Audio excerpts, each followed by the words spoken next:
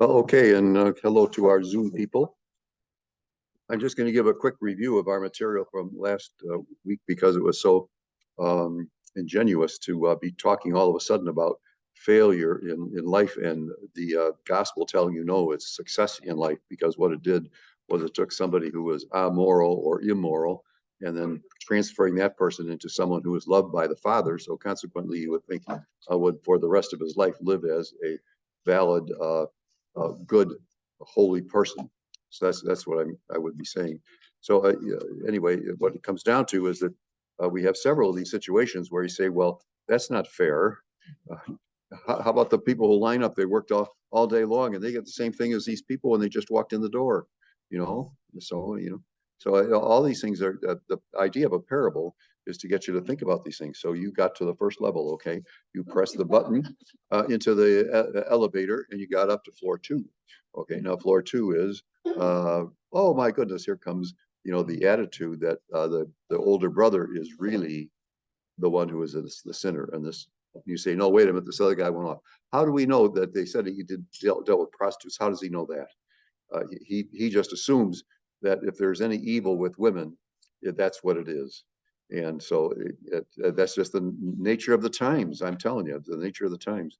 Consequently, what we're dealing with is a kind of a sense that the older brother really hasn't picked up on the one thing that Jesus is talking about for the love of humanity, and that is forgiveness. Well, please don't. All right, I give. Yeah, you're right. Yeah, the older brother. Yeah. Now, to make matters even more complex, our family had four children, and I was the third boy. Yes, I was the young boy. Yes, and my brothers went off to big university. Yes, I went to Canada while Vietnam was going on. Well, I didn't mean that. And so there I was. I went off to seminary in Canada. Yeah, yeah, Canada. So there I was. And I got home at Christmas time because we were in the first year. Once you go to novitiate, which is the next year, then you're locked in. Then you made your choice, yes or no. So, and our place was in Pennsylvania, right on the turnpike. In fact, it was up on a hill on the turnpike. And in fact, they had our thing cut out of the side of the hill so that the police could pull in there to walk up the steps to go to Sunday Mass. Yeah, isn't that something? Because right on the top was the parking lot and then the church. And then our monastery was behind that. So, so I told you that, well, maybe I didn't tell you that we all, it was a farm.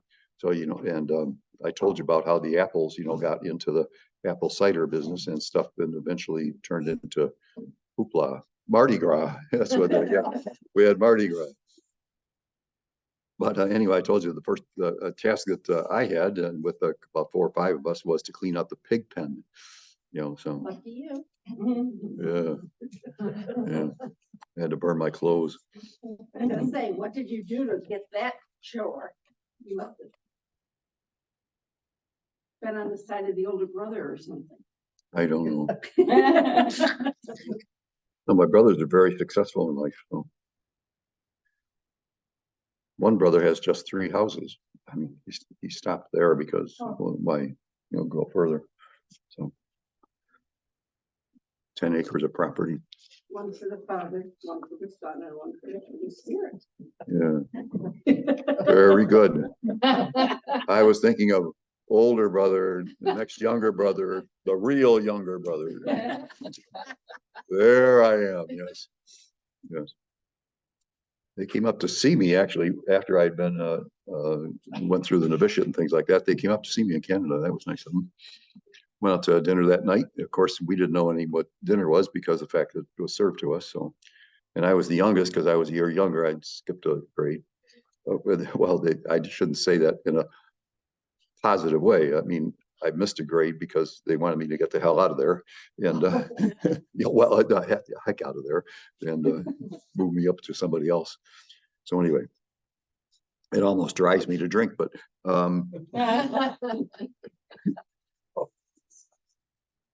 yes, I didn't know that they made logs like this. It almost has wheels. Yes, it does. Yes, yes. Well, this is sacramental, you know, the eighth sacrament. So you're watching a sacrament here. Hmm.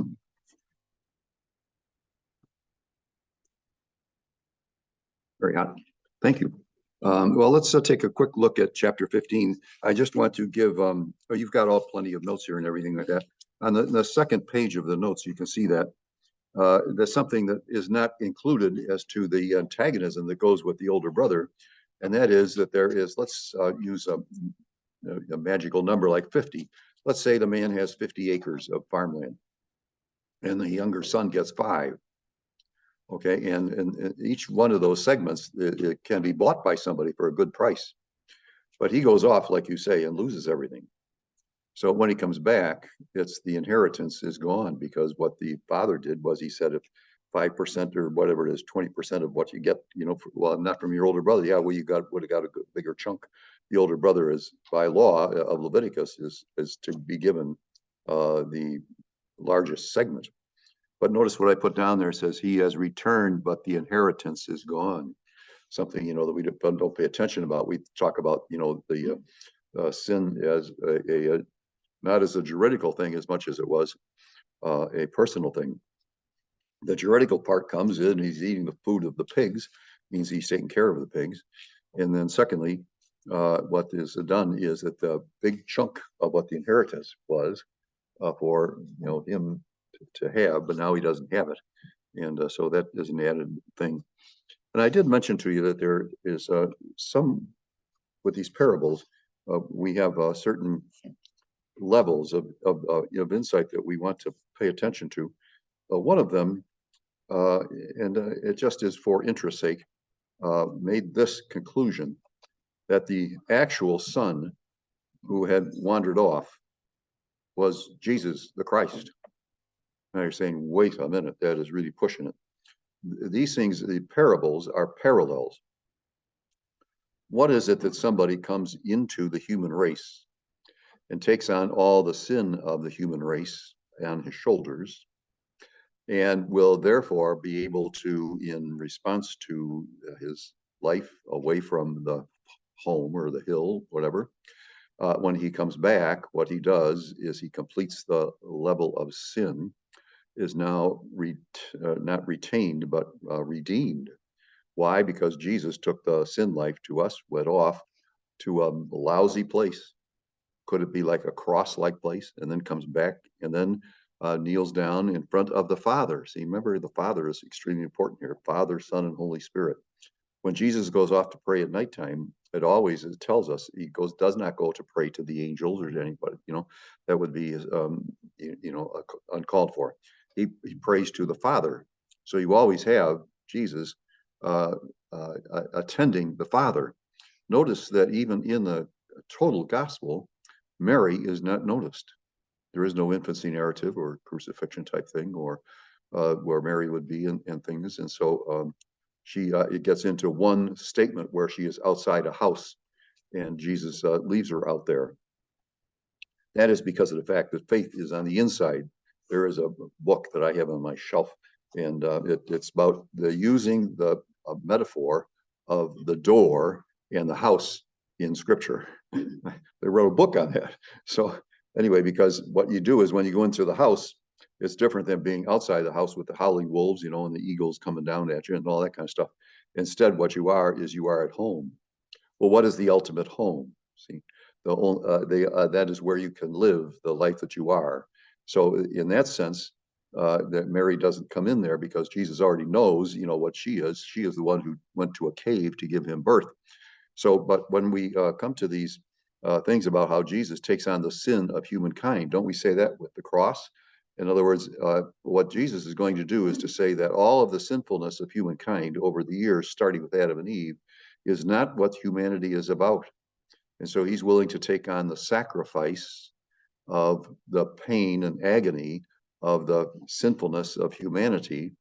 And it is that that causes him to go to give everything in this life up so that he can enter into what is divine for him, is not just the divine, human, and divine.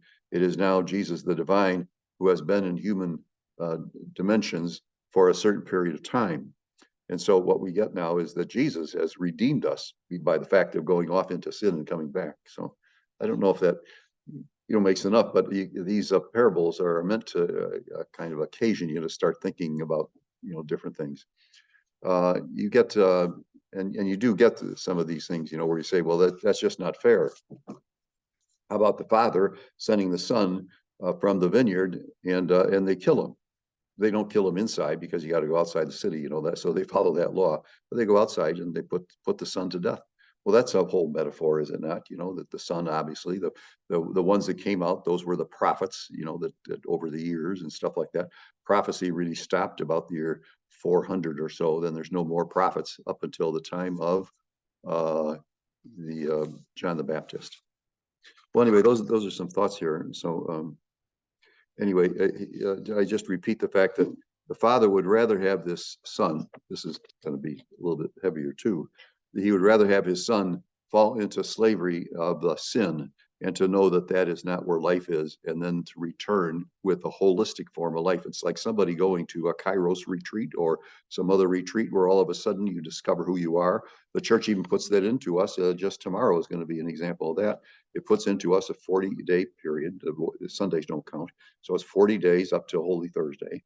And in those 40 days, we are to kind of stop and take a reconfiguration of who we are and what we do. And it's not just, oh, I gave up chocolate or chewing gum or something like that. You can do what you want there, but there's more of a thing in the way of the 40 days is to actually stretch out. They're talking in the places up there about books, people bringing books and things like that. Well, what do we really know about our faith? Are there things that we don't know? Are there books available? We have a library upstairs that has just shelf after shelf after shelf. So anyway, don't ask how many books I have, because if I told you I had 2,200, then you would really be upset. On 50 shelves. Yeah. So anyway, because that's what I worked with. So let's now get to chapter 16.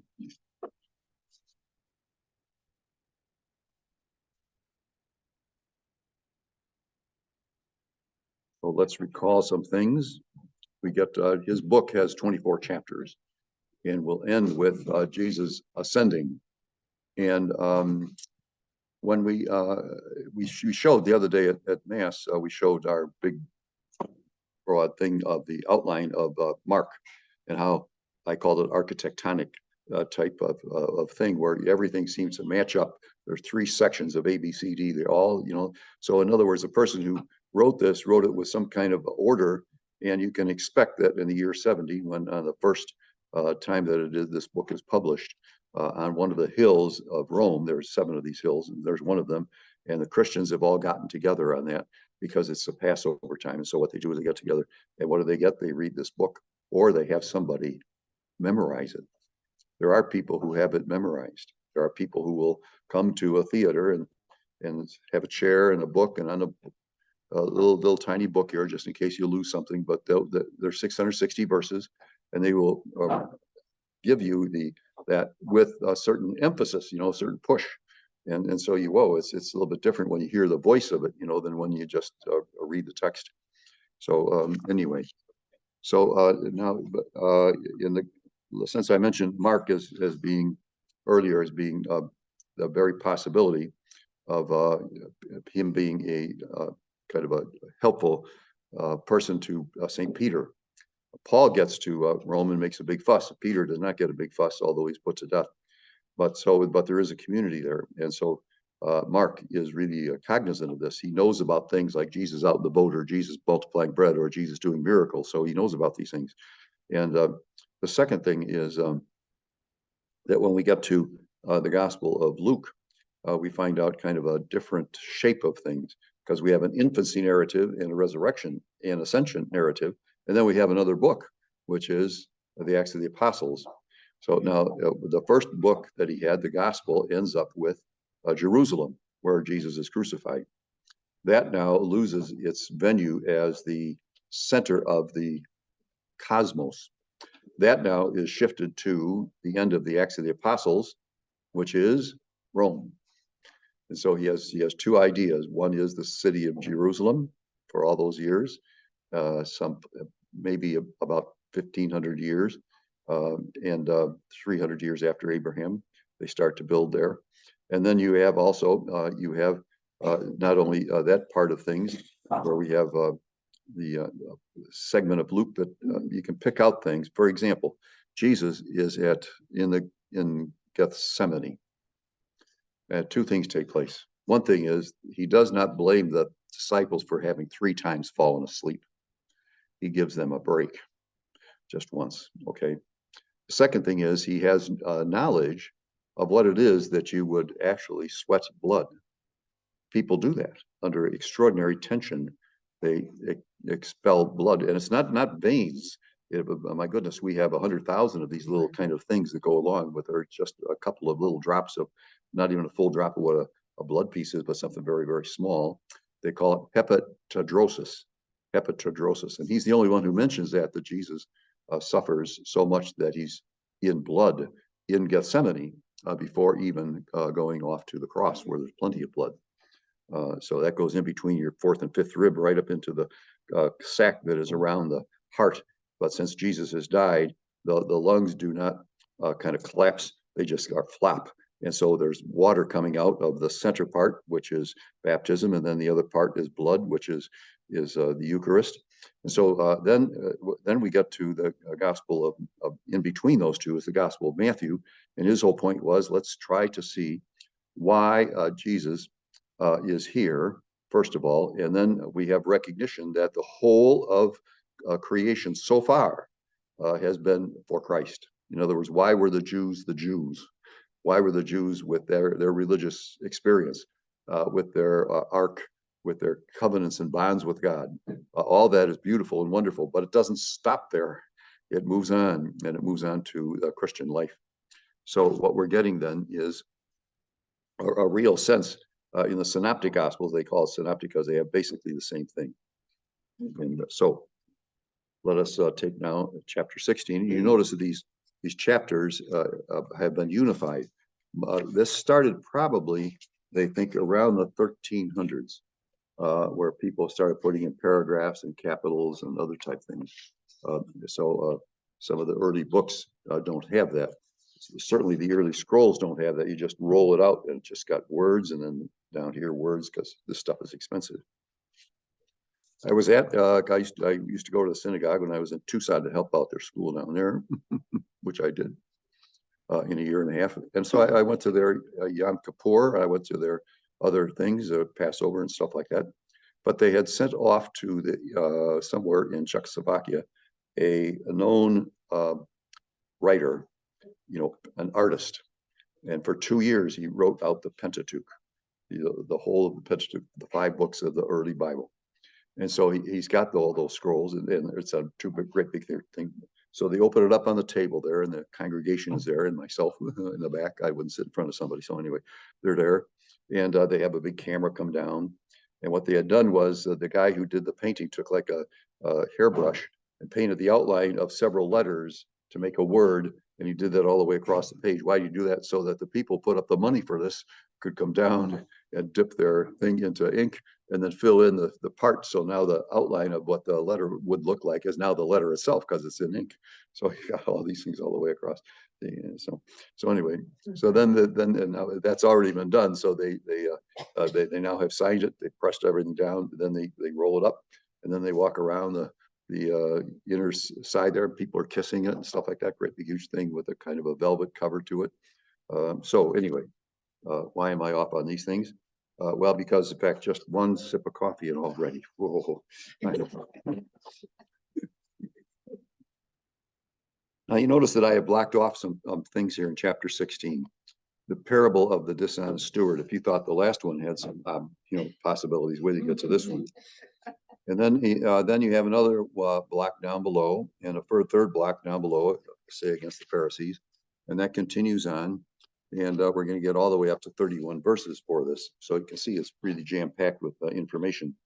And we're going to have to have a promenade of people walking down the avenue, like in they're doing in New Orleans. We'll have to do the same here with the thought pattern of walking down a long street and with a lot of hoopla. So the parable of the dishonest steward. Now, we've already had a kind of a conversation on what this means. It means the guy's a rascal, a bum, a creep, should be thrown out, maybe perhaps stoned to death. So, and I just want to mention that for you. I mean, he certainly wouldn't be praised for anything, would he? Then he said to his disciples, a rich man had a steward who was reported to him for squandering his property. See, the word squandering there, I know that's the translation here, but I put down incompetence. See, it helps understanding what this word squandering means. See, he's not keeping things. So the steward wasn't keeping things. So we'll find out he gave it away. He summoned him, a rich man, so he summoned him and said, what is this I hear about you? Prepare a full account of your stewardship, because you can no longer be my steward. Well, I just looked at the Tribune today, and guess who's going off to jail for 2.5? Oh, one of my friends. So, well, it is really, that's a long friendship. So now let's continue with this. A full account. So the steward said to himself, now here's where it starts, see, because what he's doing is he's not following some kind of a pattern. He's doing it for a good way to handle his own business. Because what's going to happen now that he's no longer a steward? Well, he's going to be out on the street corner with a, copper cup, asking for, people who are bringing their camels and their donkeys and other stuff, and throw him a bit of a coin or something. That's what's open to him. So you have to get a job. He says, what's this I hear about you? Prepare a full account. The steward said to himself, what shall I do? Now here's where we get, this is going to be good. That my master is taking the position of steward away from me. I am not strong enough to dig, and I'm ashamed to beg. Okay, so two kind of activities on the way out. So what shall I do? So when I am removed from the stewardship, he says, I want to take, he says, they may welcome me into their homes. Now, what's he talking about here? These other people have borrowed and owe money to the master, but the master doesn't know what's going on, because he's probably, if it's true to with a place of time, he's probably in a different country, but he owes some of the verdant land of Israel. The desert, of course, is there, but there's stuff growing there, and a lot of wine and a lot of fish. And so anyway, he's got this, and so it's time, for that to find out what that's all about. What shall I do when I'm removed from stewardship? They may welcome me into their homes. See, I put down there, well, that's a prudent way to find a way out. Now, whether or not it's honest or dishonest, we're going to push that aside at the moment. What we're paying attention, because we do that. We, in the good old US of A, up until recently, I think that crime is crime, and if you're a crime person, then you're put in jail. No, that doesn't happen anymore. So what we have here, though, is this thing where he says, maybe these people can help me out. How do I do that? So he's got to use his smarts. So he knows that the major guy, the owner, doesn't know what his stuff is. Why? Because of the fact he's asking for somebody to do it now, to give him.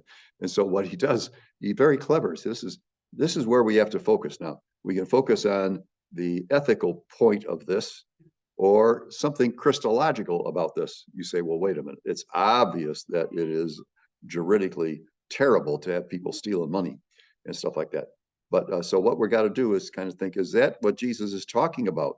He's not here to condemn the man. In fact, he's going to end up praising him. So you say, okay, so let's find out. It says, so he called in his people one by one. Now, this is all to show you, I believe, I'm going to jump in here ahead of time instead of reading the whole thing and then come back to it. I think it's easier if we had some kind of understanding of this. And the understanding is this, how clever do you have to be to survive? You say, well, you can be a crook. Well, that's good. Yeah, you're surviving. That's good stuff. So anyway, he says 100 measures of olive oil. See, I put down there, these are baths, olive oil. He said, here is your promissory note. Sit down and quickly write one for 50. In other words, he owes the man of the parable, the guy who did the work, he's got 50 of things to add to him. A promissory note, he has to pay it off now. And so the guy comes, instead of telling the owner that it was 80, he tells him now it was 50. Do you think the one who was 50, who didn't do the actual stealing himself, who was done for him, likes that idea? Because he gets 30,000 free olive oil things, you know. And so anyway, here's your promissory note. Sit down quickly and write one for 50. I put down that it's about 8 or 9 gallons, but you know, what is a bottle of a good, very good, pure virgin olive oil? I looked at it the other day, $32 in the store. Almost as cheap as my gas.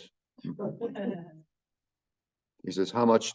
So then he went to another, says, how much do we owe? He says, 100 cores, that's bushels of wheat. He said, here's your promissory note, write one for 80.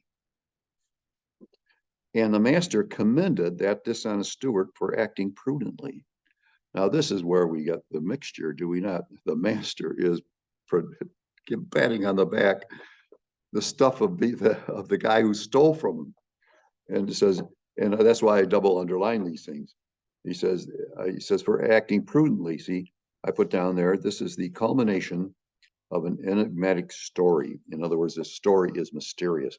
Why would the guy say, I'm going to let you steal some of my money now, if he gets to know about all this stuff, or is he just going to ignore it? No, he must know something about it, because he said he's going to praise the guy for being that prudent. And so what he wants to do is to say to you, what you have to do is to go for the goal, and you have to organize your intelligence, and you have to go ahead and do the manner and stuff like that. And so Jesus has a hint here of what we are to do. And you say, well, this is a little bit off target. Yes, well, let's continue. Then to another, he said, and you, how much do you owe? He said, 100 coats of wheat. Okay, that I put down 10 to 20 bushels. And the master commended that dishonest steward for acting prudently. See, the application now of the parable. For the children of this world are more prudent in dealing with their own generation than are the children of light. If I'm reading this correctly, the thieves are getting better than we are, because they are applying their intelligence and their vivra, their lifestyle, and we're not. Does that make sense? I think that's what Jesus is trying to get at. He says, you people, you have the law, so you just do all the stuff of the law. But what is it that you don't do? You don't do external charity, or you don't do now they're loyal people. We're not talking about them. They kind of get a bad reputation in the Gospels because of the fact they're already the ones that Jesus is in conflict with. But they're good people. The thing is that that they are there to follow the law, and the slightest point of the law, we've already seen this, have we not? The slightest point of it, it means that you're in real trouble. What Jesus, I think, is getting at here is, he says, the children of this world are more prudent in dealing with their own generation than are children of light. Now, here is a very sensitive topic. Are you ready for it? I better get some sacramental break. Thank you. I needed that.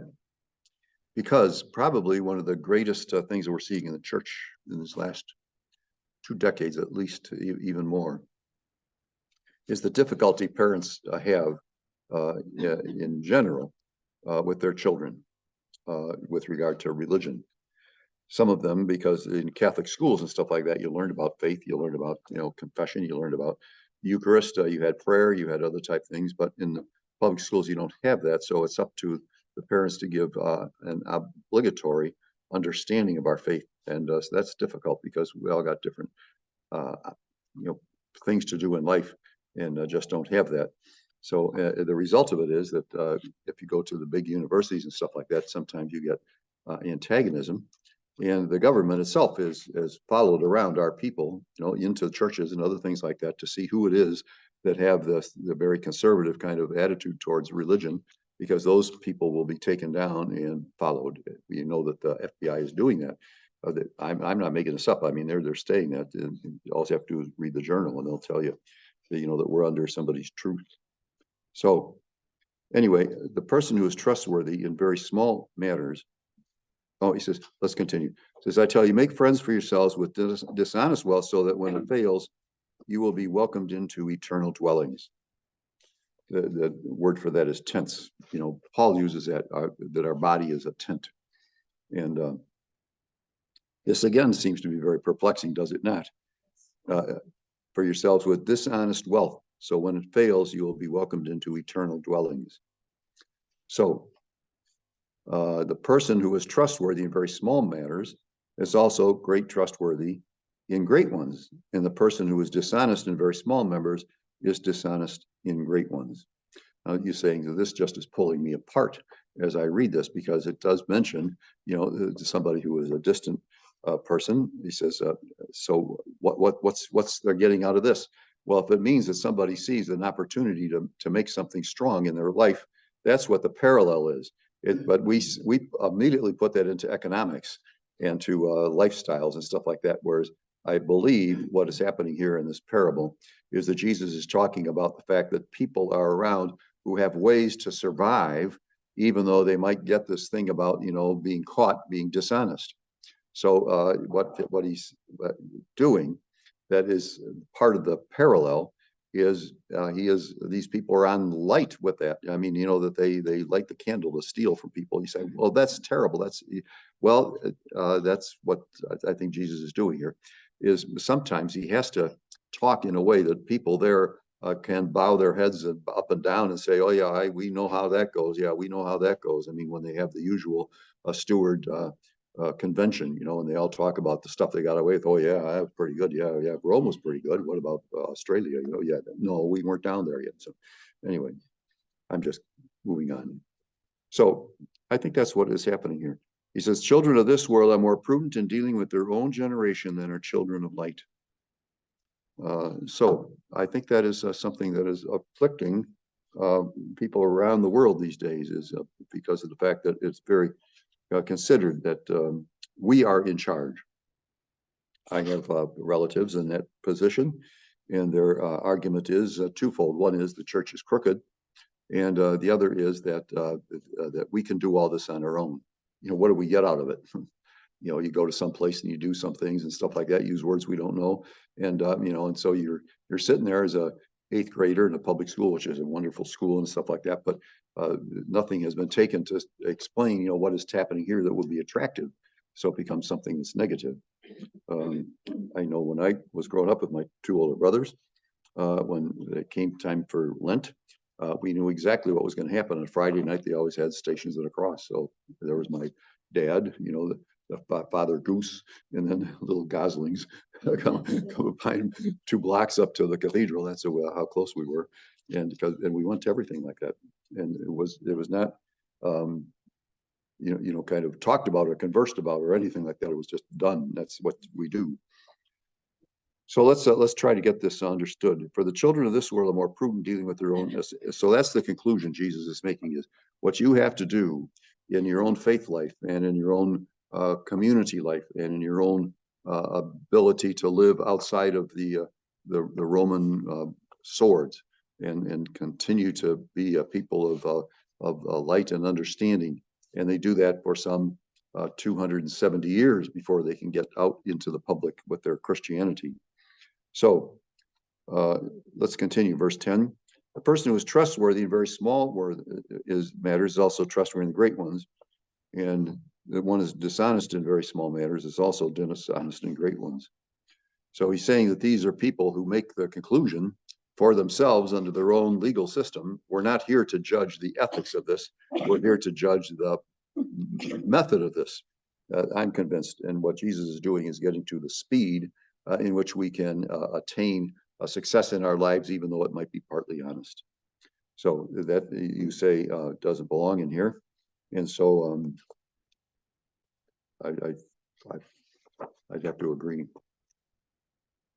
But again, what I'm doing is Jesus doesn't want to come along and give very vapid and kind of silly parables and things like that to say, well, you people don't work hard enough on following me or something like that. You know, there's plenty of stuff he says like that. And he even brings down kind of a punishment if you weren't in that Bethsaida in some of the other places.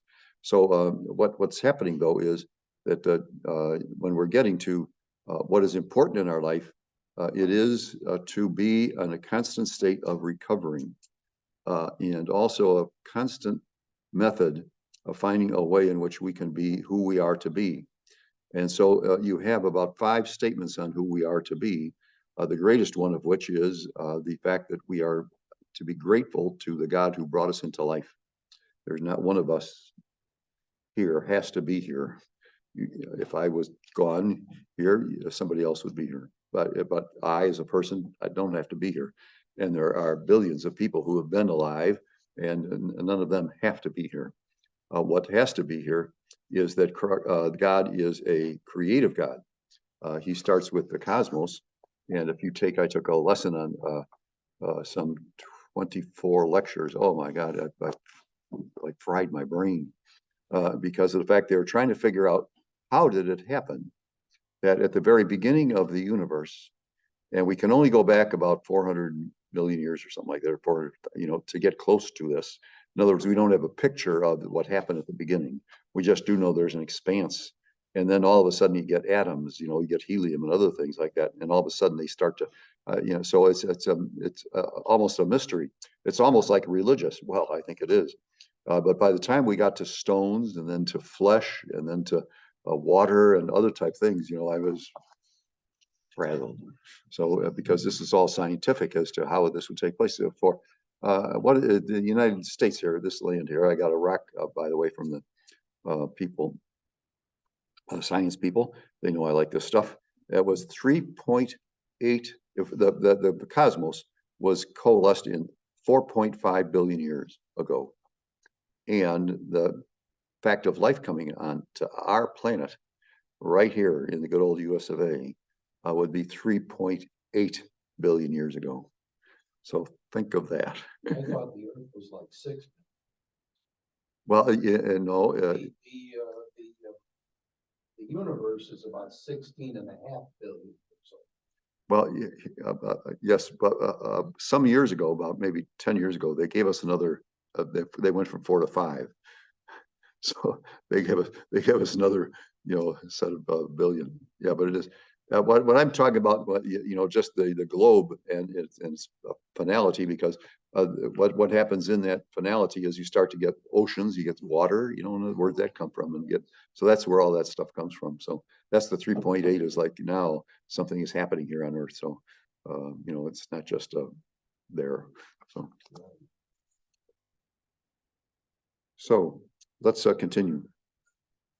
Person who's trustworthy in small matters says, verse 12, if you are not trustworthy what belongs to another, who will give you what is yours?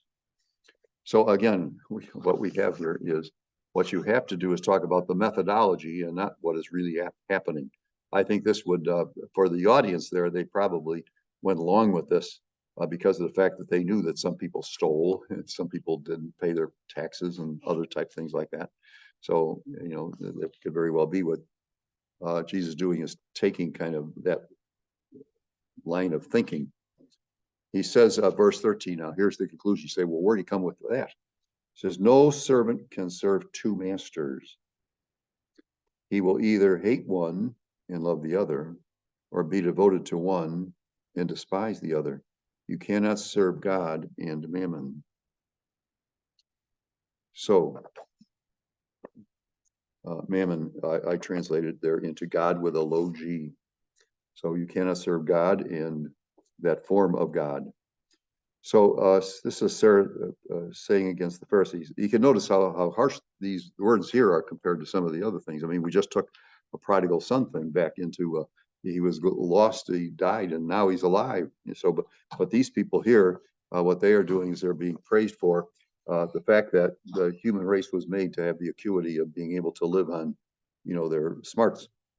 Now you say, well, that doesn't make sense because it involves ethical sin.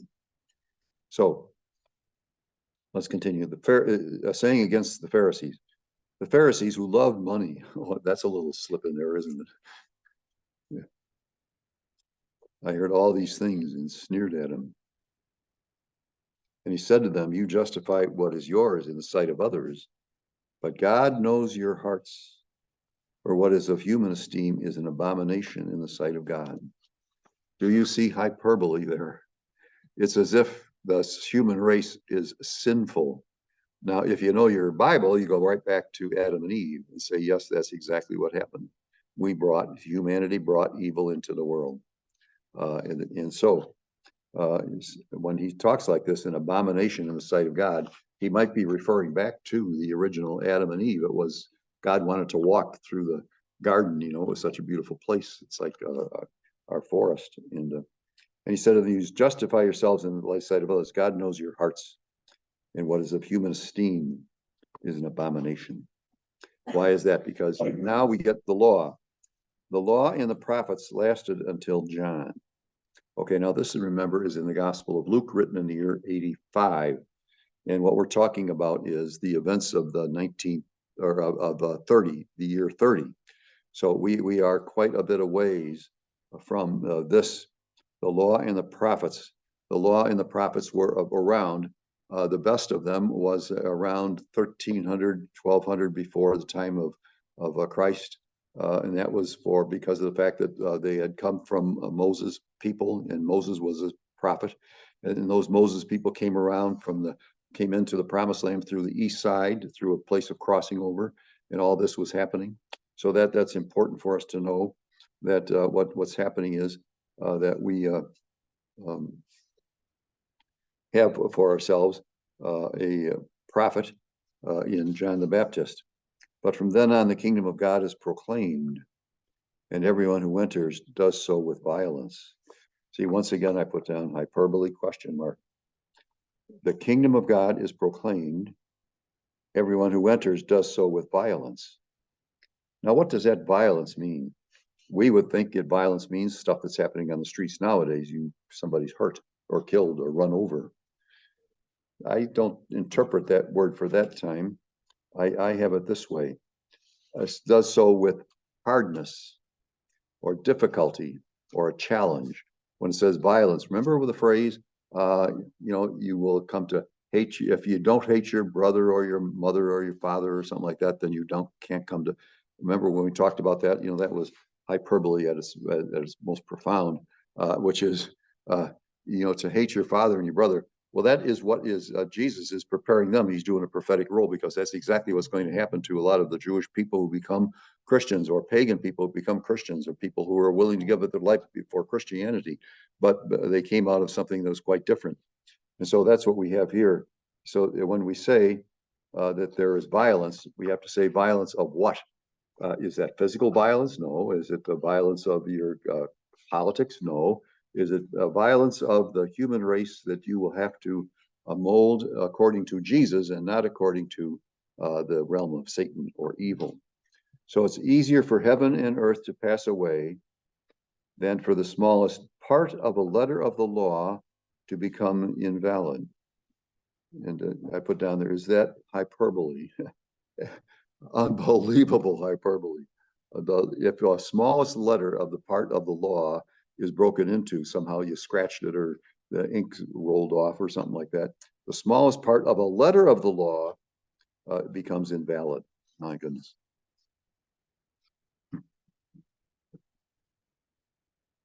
I think that has been one thing over the years that is so helpful understanding the Bible, is the sense of hyperbole. Because it is not to their invention. It comes from the writings of the Greeks and the Romans. It's easier for heaven and earth to pass away than for the smallest part of a letter of the law to become invalid. Then, now he takes a jump. Now notice, see these brackets that we have there? That's because of the fact that as we're marching and moving towards the Jerusalem, you don't know the geography. We don't know the geography. Luke does, but we don't know where it is, what cities we're at, what route he takes. You can take the Samaritan route, which he does apparently, because we meet a Samaritan. Remember that just the other day we met a Samaritan who was a leper, out of the 10. And so that meant the other 9 were leprous also. And so what we get here, you can go straight through Samaria, which is really tough stuff. And then, or you could go over further east to the Jordan River and go down. You don't want to go to the Mediterranean because that would take you about 30 miles then to walk back up to Jerusalem. So this is so much easier. So anyway, this is what I'm talking about. It says, it's easier for heaven and earth to pass away, smallest part of the letter. So what's happening here is we don't know why we're moving from up there verses 1 to 8 about a parable about a rich man, and then the next one and the application of that through one verse, and then another one with a statement of Jesus, how to wrap this all up together. What's he looking for? He's looking for people to use their human smarts, and eventually he will come to be a Christian eventually. And then saying of the Pharisees, and we have it again in sayings about the law, and now we have sayings about adultery. So let's take a look at verse 18. Everyone who divorces his wife and marries another commits adultery. Now notice it's the marrying of another. This is present even to the present day in the Mideast, where one can come home in some of these areas in the last century, and not like the meatloaf, and sit down and write a letter of divorce and give it to the woman, and she's gone. So you can, divorces were common, and they were taken in because of the fact he didn't like what was going on, or this, that, the other. But the man was in charge, and so he could just dismiss you. So when that Mark has a kind of a three or four verses on this very topic himself, and that was the first gospel to be written. So Jesus is aware of this thing that dissolves a marriage, but what it does is it dissolves the humanity of the woman, because somebody can just come in and say, you have to leave, I got somebody else here waiting to come in.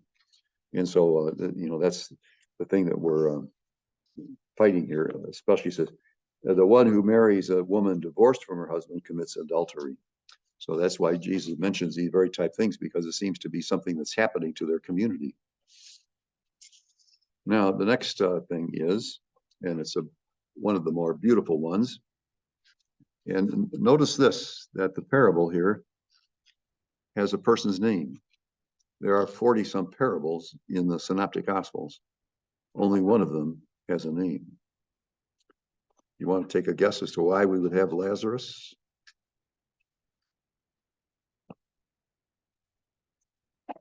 Well, okay, I'll have another sip of coffee so you got more time here.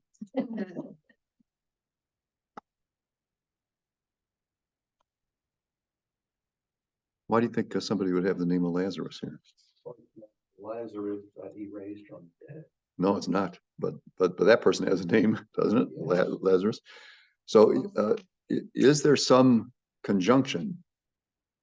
Perhaps. This is what some scholars, and I agree with this, is that there's some conjunction between the Gospel of John and the other Gospels, but it's faint. And I say that because John, most likely, if we take a map of Jerusalem, going on up, and what do you get? You get Lake Galilee, then you go up further up east, and you get Mount Hermon, and then go further up, and you get to Damascus.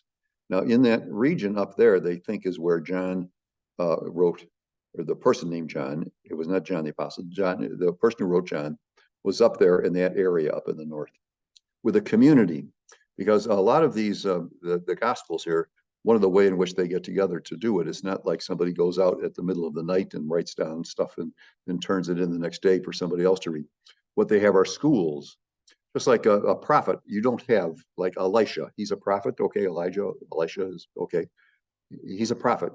How many people does he have surrounding him wherever he goes? 50, roughly 50.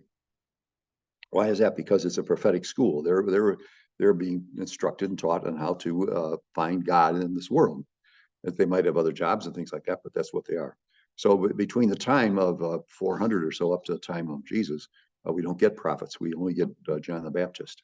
And he is a prophet like Moses. Remember, in John's gospel says, oh, he was like Moses, dressed like Moses, ate the food of Moses and everything. So what we're getting here is this poor man named Lazarus. I think that it could very well be that Luke in his writing says, what happens is, well, whether we get to the last line of this parable. Okay, let's continue. It's one of 4 or 5 most beautiful ones, you will agree. So there's a rich man who dressed in purple and fine linen and dined sumptuously each day. Now, purple garments, you had to take on the seashore about maybe 200-300 pounds of the special shellfish that you're going to put into giant kettles and boil. And what will happen is you will release the color that's underneath their stuff into a purple. Then what you have to do is take that out and let it kind of slow down. And then certain parts of it will come to the top, certain parts of the other bottom. So in other words, it's very expensive to get purple, because some of these other things you can just chop stuff up, out in your backyard. But here you got really expensive stuff. We know this also from Lydia. There were 3 sisters in my grandmother's retinue, and one of them was my mother. The other 2 were aunts. One of them was named Lydia. So Aunt Lydia was great. She taught me how to read when I was like 3 years old. Yes, big words and stuff like that, and so that kind of stuff. And well, it changed my life. So there was a poor man named Lazarus covered with sores. Now this is very descriptive. I would gladly have eaten his fill of the scraps that fell from the rich man's table. Dogs even used to come and lick his sores. So he'd have pus coming out of various breaking into the skin, and he has no control over it. The first thing you do is swat that thing, but here they come up and they are licking these sores. Oh, so now when the poor man died, I see this is a great theme all the way through Luke. The rich and the poor. He was carried away by angels to the bosom of Abraham. Now we're getting, this is a parable, so this is a story. How do you get to be with Abraham? Well, this is the fascination about it.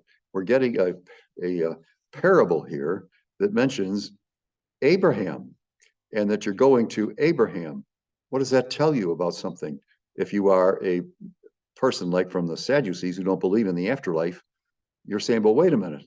In this parable, we get the fact that there is a man named Lazarus who is now with Abraham, and so resting with Abraham, Isaac, and Jacob. So they're there. You say, oh my goodness, how about the transfiguration of Jesus when he gets Moses and Elijah with him? See, so there's things here that are actually miraculous. So it gets into this particular parable.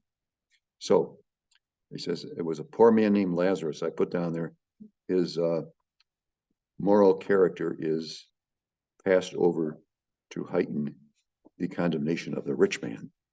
So he really wants to lay it onto the rich man. Well, the purple cloth is already there. So now the rich man also died and was buried. Traditional terminology for a blessed condition in the afterlife was that he was at someone's bosom. How was that happening? I think I told you this story once, that I was living with the Camboni sisters while I was doing my anthropology stuff.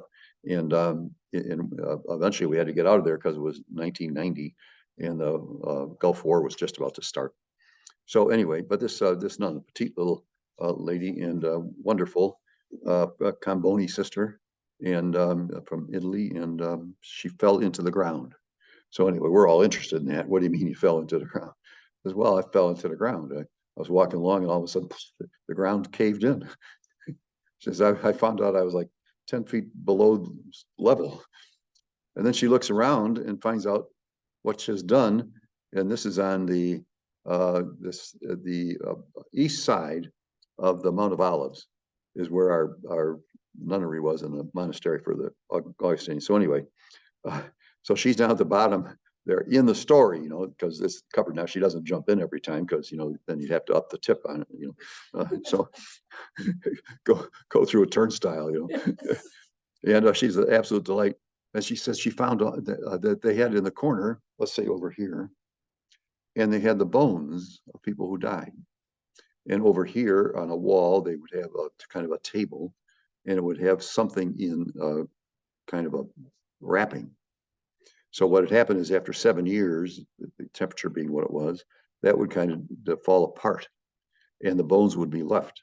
So they would take the bones, especially the skulls and stuff like that, and the rib cages and stuff. They try to divide them. And they put it over like in a big pen, like a sand trap. And so then they brought in the real archaeologists and the archaeological police. So the first thing they did was they went to the dear sister and said, "You didn't take anything out of here, did you?" Clink, clink, clink. No, I wouldn't do anything like that. So as she cleaned out amulets and other things, they thought, no bones, just who wants those? But anyway, when they got into it, they said this is probably goes back to about the time of Moses. And so in other words, these bones had been there for a long time. Because what you do is you wait for the substance of the body to decompose, and then what you do is you put the bones together. If you want to see something like that, go to France and go to the lower lines. They will have a room like this, and it goes on for half a mile or so, and it's filled with nothing but bones. You go to the great place of St. Catherine in right below where Moses went up. So I was obviously there at that one time, and I go in and I see all this. And what they have is a place, and it's about as long as this, and it was put into place in 400. Okay, and so from that point up to now, when people died, they waited for their body to decompose. Then they would put the skulls neatly in one area and rib cages in another one, very neatly. And I wish my room was like that. And then then the legs and things like that. Isn't that something? So you're walking along, and it's kind of like poles there as you look in. So that's the way they bury. That's what they bury. They just figure that's the way they do it. So anyway, I mentioned it because what is okay. I think that's enough. My dear friend I mentioned before that we were praying for, he and his sons they were at his side, and he died yesterday at 7 in the morning. We knew he was dying, so we knew just it was a matter of time. Anyway, the poor man died. He was carried away by angels to the bosom of Abraham. See, that's why I say that's a kind of a common thing, that if you're at the bosom of Abraham, why is that? Because that's the heartbeat. Remember the beloved disciple putting his head on Jesus' heart. That's so that you get the feeling of what it is the heartness of these people is heart filled with love and care. So the rich man also died and was buried. And from the netherworld, now here, let's think of this. Let's think of the earth as like a semicircle, like an egg, that you open up and then the yellow part in the middle, and then the flatlands out here. Okay, that's okay. Okay, yeah. You don't want to go too far because your ship will go off. And they found that out in 1492. So anyway, but now that's their image, and then above it was a great big huge, and sort of glass, but they didn't know it was glass, but there's something you could see through. And that was where the stars were beyond that. And that's where the angels were and God was. So this was this thing up there. Remember at the baptism of Jesus, it says, and let them rend the earth. What they meant by rend was let them open up into a slot where God can come down into the human race. Then what if we got flatland here to the end of the world? What's down below? Well, that's where Sheol is. And Sheol is not a punishment, but it is not life. So the image they give of it is just ugly. You're just walking around as kind of like a zombie. And that's the way they have it. I'm only the messenger. And I certainly wasn't there to, talk to people about this. So he saw Abraham far off and he cried out. Now notice this is just beautiful language here. He cried out. It wasn't. So, Father Abraham, have pity on me. Now look at the change of life here. Send Lazarus to dip the tip of his finger. I put down paucity. That's just for a drop on his tongue, and it shows you how bad off he is. In water and cool my tongue, for I'm suffering torment in these flames. This is where we start to get the medieval people coming up and saying hell is a place where your flames are around you. You're thrown into the flames. That's only for them. And so anyway, my child, you received what was good during your lifetime, while Lazarus likewise received what was bad. Now he's comforted here, whereas you are tormented. So he's not saying you're right or wrong or anything. He's just laying it out. This is the fact. fact number one, Lazarus was poor. Fact number two, you didn't give a care about it. So this guy's right at your doorstep, you know, so between us and you, a great chasm is established to prevent anyone from crossing who might wish to go from our side to yours or from your side to ours. He said, then I beg you, Father, send him to my father's house. See, I think the people put this scripture together, did some kind of a very subtle thing. Look at the word up on the top line where it says the parable of the rich man and Lazarus. There was a rich man, blah, blah, blah. And so a rich man, see, capitalized, see, everything's capitalized. Why? To show that this man's well off here, see. But then when we get down here, we get something quite different. It says, I beg you, turn to my father's house, see, small f. For I have 5 brothers, so that he may warn them, lest they too come to this place of torment. But Abraham replied, they have Moses and the prophets. You gotta love this parable. It's just, it really takes it out on people. And if they will not listen to Moses and the prophets, neither will they be persuaded if someone should rise from the dead. See, that's where I think there might have been some possible conjunction between stories or people sharing things, because these gospels were not written by somebody just sitting down at a typewriter and typing it up. They were perfected over a long period of time, even decades. So, and that's why you get some Quella things, which are stories outside of this. But so this is what you get. So Jesus is a warning to repent. At the same time, he's telling you there's going to be a resurrection. Why is that? They wouldn't believe even if someone rise from the dead. Well, these are believers and they know that somebody's going to rise from the dead. So they've got it. Okay, so that takes us up to 16. And we have half an hour left. Do you want to do some more, or are you finished for today? A little bit more?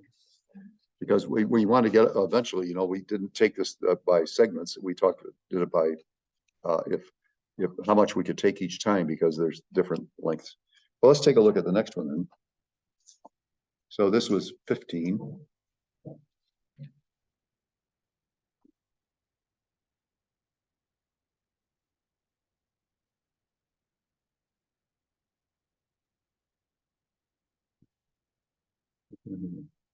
Yeah. Luke chapter 18.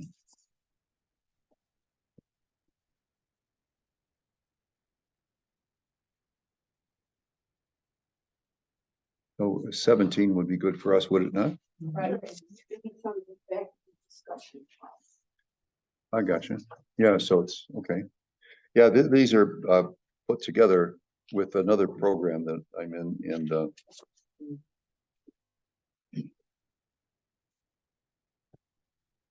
their program has very small cups of coffee, and it's decaf. Oh, yeah, that's what they do. Oh, well, here's to you. I'm an old man. That's what the old men drink. Is what? Decaf. Decaf? Yeah. Well, I'm not elderly, Yeah. although I have a brother named Albert. Yeah, so anyway.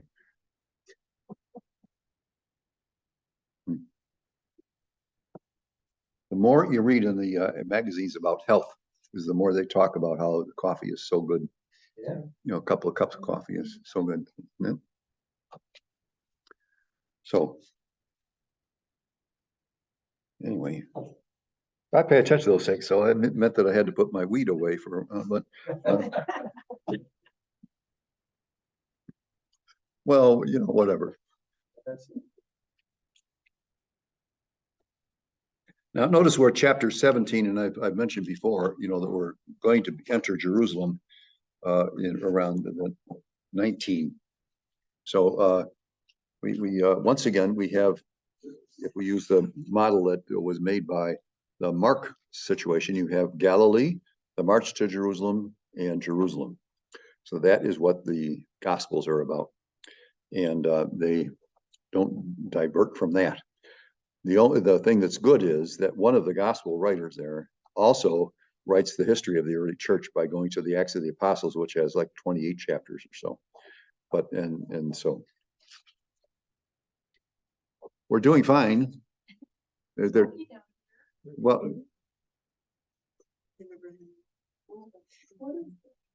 it's yeah. Well, I just had told them I got rid of my weed. Now you come in and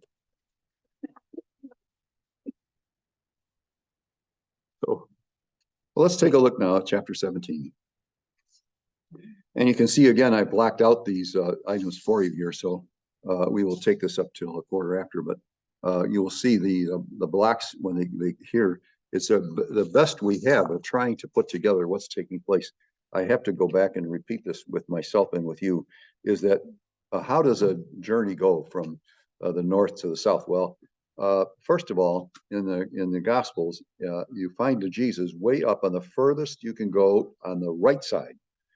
The other side, if you went there, you could go as far up as Lebanon, Tyre and Sidon. So anyway, or you could go to Damascus all the way there. So you got the northern part, and then you come through Galilee. And if you're coming through Galilee, it's probably just as good not to take the Mediterranean side, although that's where Mount Carmel is, by the way, and the other places, because that's got a big road that goes through there, and so there's a lot of travel about there. Also, Julius, the Romans have built a great big huge place for shipping. It was magnificent. We've talked about this before, about the genius they had of taking the specialized cement and making a great big semicircle wall around it, so that when the ships come in, it's clear water, and it's soft and it's quiet. There's no, it's not being bounced around or anything like that. So that they need that to get all that stuff to come in all the time. They have 12 ships that are just do nothing but go to that mountain that has this type of cement and bring back, and then another 6 go off, and so 6 go off and 6 go off. So that's where they get the stuff from. So anyway, what happens here is you go through for Jesus. It's obvious what he's doing is going south, and he's not going along the river, the Jordan, because those things had every day you could just sit there and watch small parades going by or large ones coming by. Here will come some from India across and stuff like that. Now they're coming up. They're going to go up north and stuff like that. Others are coming down and stuff. And so you get quite a bit of traffic. So then women usually go together and men usually go together with children who are 12 or older. And so we don't get here anything except for the fact that there's a hint about Sumerian people. And we would have to go into the history of that, which Josephus has done, how these two groups were antagonistic towards each other. They had their own place, by the way, and their own priests. Their own place was a mountain on the east side of the lake of Samaria when you're going north. And so there are still some Samaritans present, but only in the hundreds.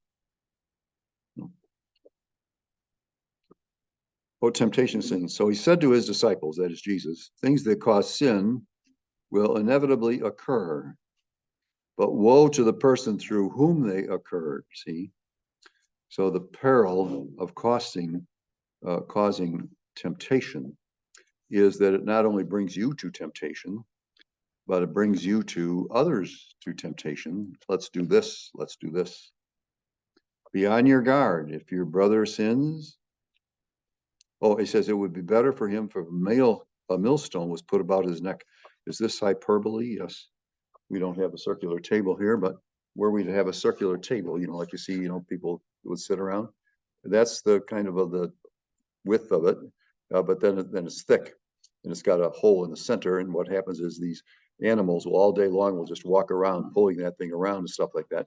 You take and you throw your grain in between the slot there that you can get your stuff into, and it crushes it for you, and then you get powder coming out.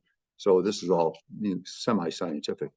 So that's what happens. So you should have that stone put about your neck and throw you into the sea. Well, that is hyperbole beyond belief, to think of, because that stone would go to the bottom faster than anything else around. It'd be better for him for a millstone around his neck be thrown in the sea than for him to cause one of these little ones to sin. Now, when he's talking about sin, little ones, we think that this must mean children, and certainly that's included. And a lot of the paintings and statements are made as if they were children. But when they talk about little ones, they're talking about little ones in faith. So also, and that is adults who are living their life. And what will they say? I can do this alone. I don't need no God to do stuff. I can do it alone. And if I pray to this God, he doesn't do it, then the heck with him. And so anyway, that's what we're talking about, is to cause someone to be close to being a follower of the Lord and then being pushed aside. Be on your guard. If your brother sins, rebuke him. If he repents, forgive him.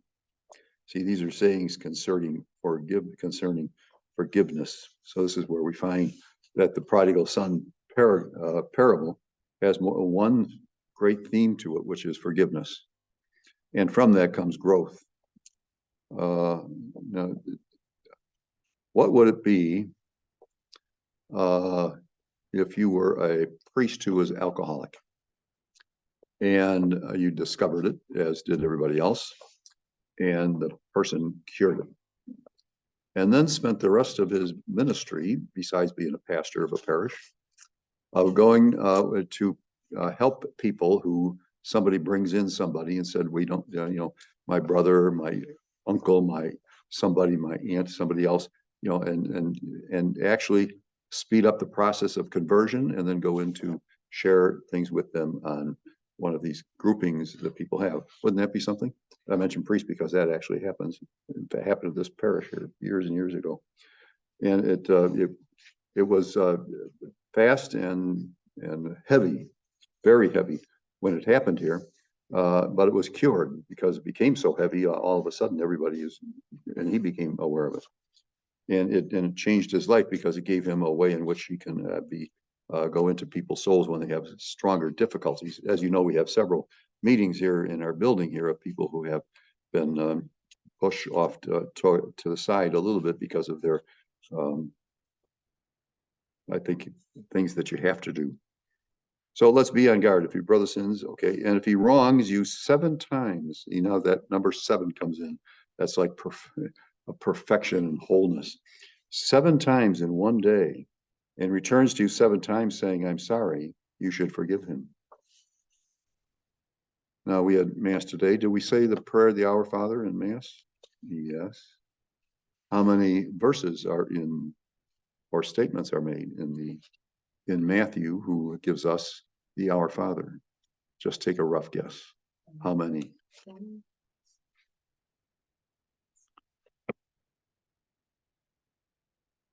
Said it in the back. She said 7. 7. I'll be. How about in Matthew's gospel? He said, Jesus is told this.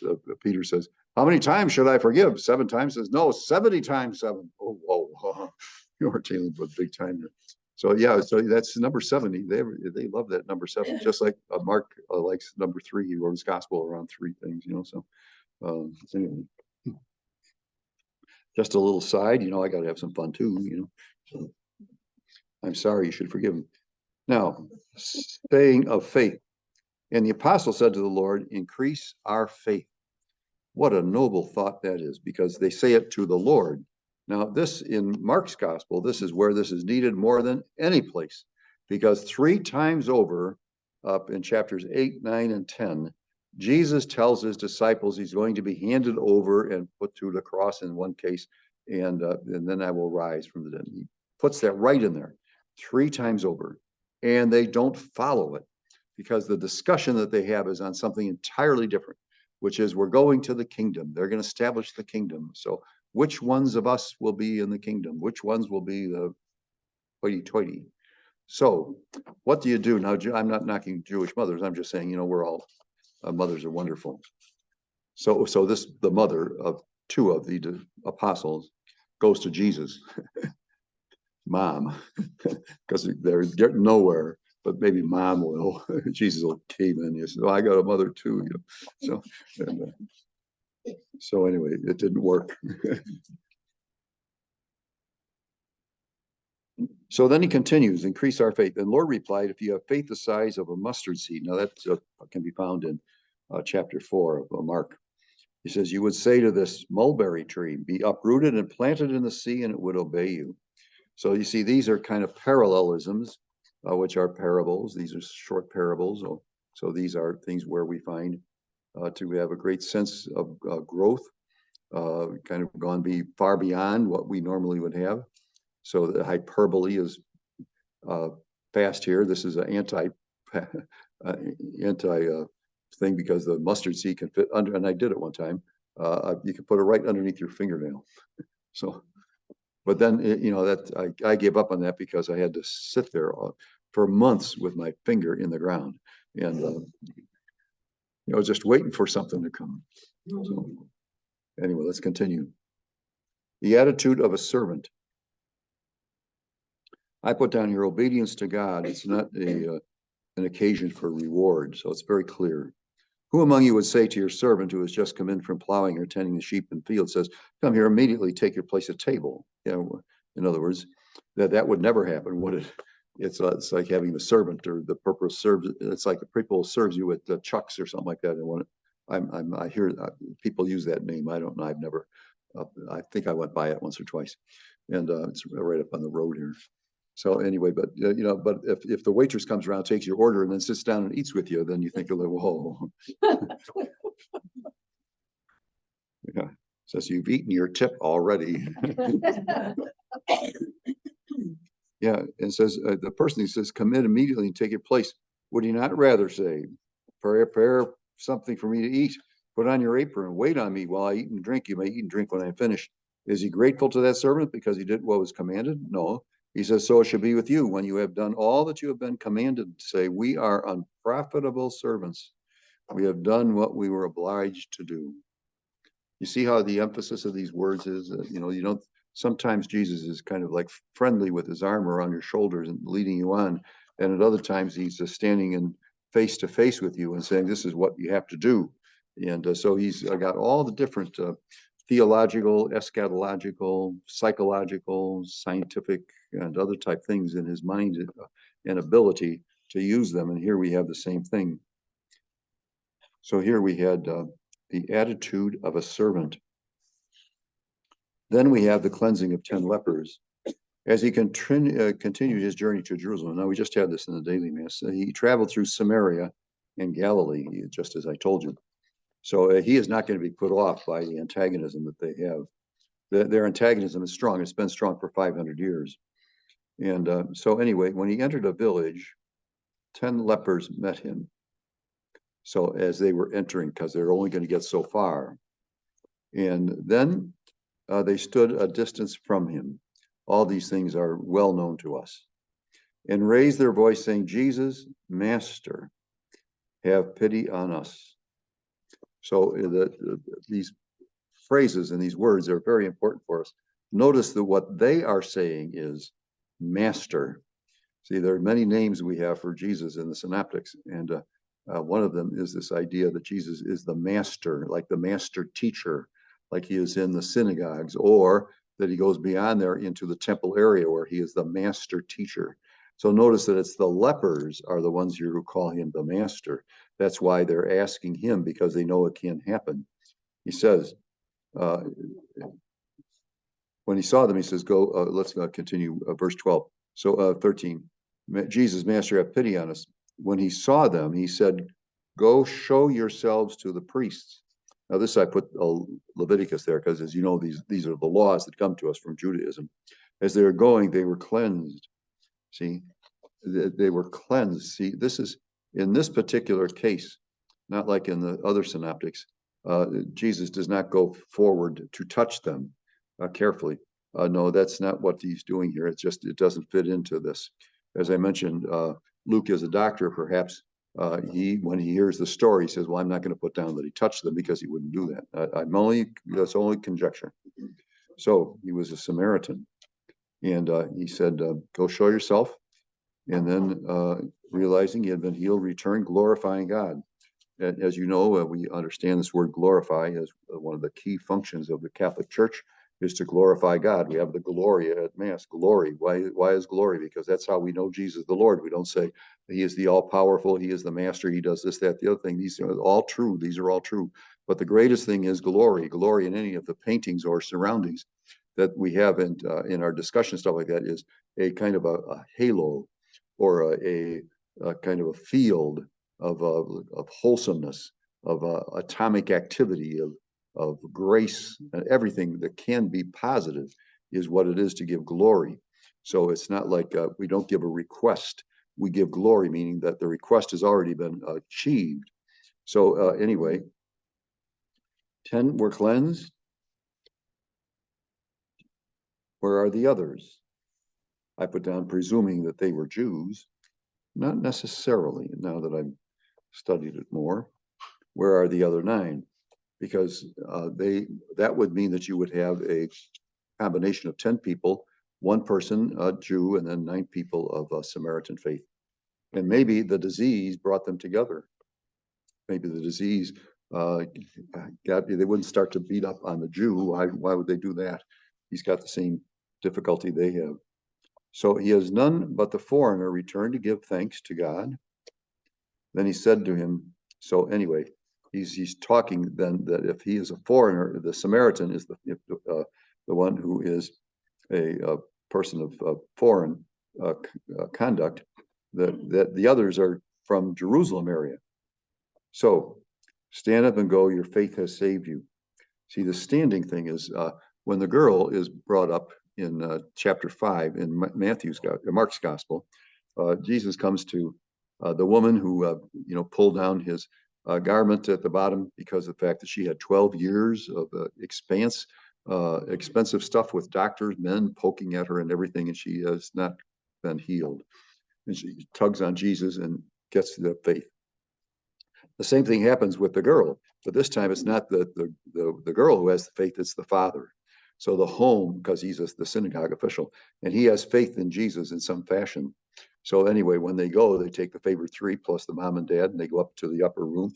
And when Jesus raises her, just like with the Lazarus issue, he takes her hand and raises her up. Remember in Mark in the chapter 1, right away, he takes Peter's mother-in-law, and the same thing.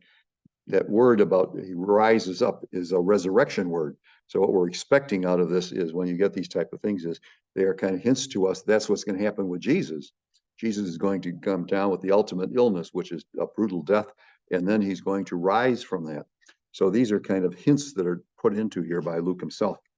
So let's do, it says, stand up and go. See, stand up and go. Your faith has saved you. The coming of the kingdom of God. Asked by the Pharisees when the kingdom of God would come, he said in reply, the coming of the kingdom of God cannot be observed. So it is some faithful time at some place somewhere. And no one will announce, look, here it is, or there it is, for behold, the kingdom of God is among you. See, this is calling out to faith. It's an observation of the presence of Jesus in his ministry. So there's 2 ways you can understand what it means that you have the kingdom of God in you. One way is you have Jesus within you and you participate in his work. The other is you have Jesus in you and you participate in your own choice. Your own choice words mean that you're going to follow what Jesus has brought about you, but you have it in your own place, context, and responsibilities. Now I'm going to go to the last part here, which is the same chapter, but 20. Yes, please. The Jews and Samaritans, did they get along? Did Samaritans worship a different God? No, they worship the same God as far as you might want to know, but they fashioned a different way because they didn't want to go beyond the Pentateuch that the Jews had. So that was what the separation. So they did the same things. They had sacrifices. They have a mountain there that's up on from where you stand, where it is. Then you look up to the side there above the Jordan, and there's a mountain there. And they weren't like they all. No. They're faithful people to their understanding of who God is. So let's continue rather quickly here. We want to be able to finish for today. We have time. Verse 22, the days will come when you long to see one of the days of the Son of Man, but you will not see it. Remember, he said that right at the very beginning about it, when he said, I'm the bridegroom. And we don't fast then, but when I'm believing, then you can fast. There'll be those that say to you, look, there he is, or there he is. Do not go off. Do not run in pursuit. There's dozens. Every town has dozens of these fake kind of people that make their money by giving you prophecies about your future or something like that. For just as lightning flashes and lights sky up the front from one side to the other, so will the Son of Man be on this day. See, in other words, he's going back to the heavens, because that's where everybody thought, if God is not here, he's in the heavens. But first he must suffer greatly and be rejected by this generation. So that's what's going to happen. Why is that? Well, when we have Noah, remember, the whole of creation was before Noah, and they made a mess out of it. So Noah got into the action of the boat. The same with the Lot and the others down by the Dead Sea. As it was in the days of Noah, so it will be in the days of the Son of Man. They were eating and drinking, marrying, giving in marriage up to the day that Noah entered the ark, and the flood came and destroyed them all. Similarly, as it was in the days of Lot, they were eating, drinking, burying, buying, selling, planting, building. And so this will all be taken away from them. On the day when Lot left Sodom, fire and brimstone rained down from the sky to destroy them all. So it will be on the day of the Son of Man. And on that day, a person who is in the housetop, whose belongings are in the house, must not go down together. And likewise, a person in the field must not return to what was left behind. I put down there, need to be a stairway. It must have been late at night. Remember the wife of Lot. Whoever speaks to preserve his life will lose it. Whoever loses his life will save it. See, in other words, how do you lose your life? Well, you give it over to God, and that way you give it to God, and then you're going to be saved. I tell you, on that night, there will be two people in one bed. One will be taken, the other left. There'll be two women grinding meal together. One will be taken, the other left. This is a realistic statement. I mean, we have in the United States, as I mentioned already, we have lost our higher percentage of Christians as opposed to anything else. And so they said to him in reply, where, Lord? He said to them, where the body is, there also the vultures will gather. That's always a sign of, instead of a beautiful eagle or hawk or something that flying in the sky. This is an indirect response to befuddle those wanting time and place. Befuddle is not a usual word, but it's snuck in here. Any questions or thoughts you want to share with anybody before we continue? Yes, please. Back to the prodigal son. Yes, yes, You know what that makes me think of yes. is Hunter Biden. Oh, And I don't want to. Joe Biden had two sons, loved them both. yeah, He still loves his brothers. yeah, A lot of people probably don't know it. Your son, Beau Biden. Yeah. Used to take Hunter Biden to rehab centers all the time. Yeah. yeah. They tried their best. Yeah. He was just a pathetic person. Yeah. And Biden loves his son and he keeps taking him back and Yeah. There's a point where you have to put your foot down. Yeah. And that's why it doesn't come out in this verse, because he's got so bad, he's literally putting his father's occupation, reputation, and everything. Okay, thank you all. We are going to end the recording. We'll see you next week. But the father's willing to throw himself on. And I remember when he was in over in Hungary there, or